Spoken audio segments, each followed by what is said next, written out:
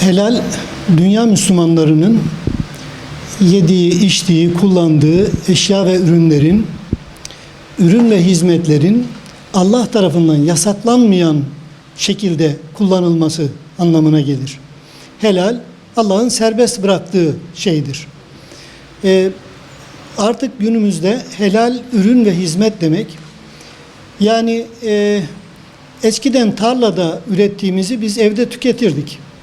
Ama şimdi artık tarla var ama arada bir fabrika var.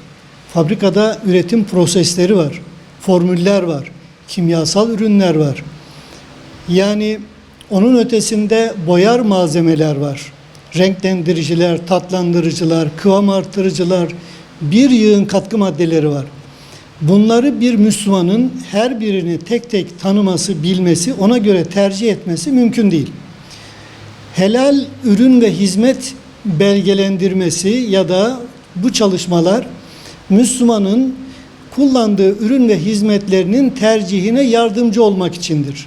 Ürünün üzerinde helal belgesi var ise, bunu logosuyla gösteriyor ise, bu ürünün helal belgelendirmesinin yapıldığı, denetlendiği, farklı göz tarafından incelendiği anlamına gelir.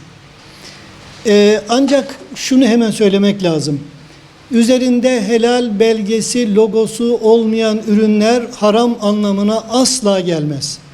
Yani helal belgelendirme yapılmadan önce bu müminler, bu insanlar haram yiyor değillerdi. Sadece ürünlerinin helalliğini tescil eden bir kurum tarafından denetlendiğini gösterir.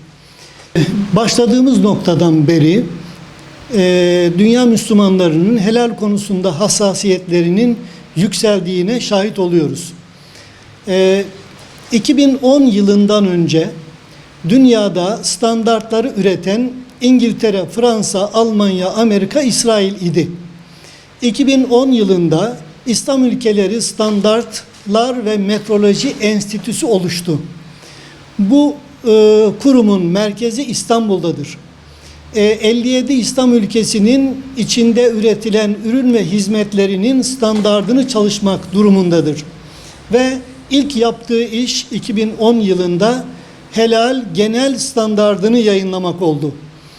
Arkasından kozmetiği yayınladı. Sonra diğer alanlarda, yani belgelendirme kuruluşlarının standardını da çıkardı.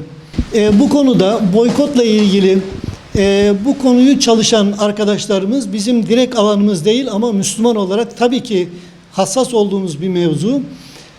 Bunu çalışan kuruluşlar boykot yapılması gereken yeri ifade ederken karşısında da tercihen şu da var demek suretiyle Müslümanların tercihlerine yardımcı olmaya çalışıyorlar. Bu helalin tercihini bir adım yukarıya aldı tabii ki.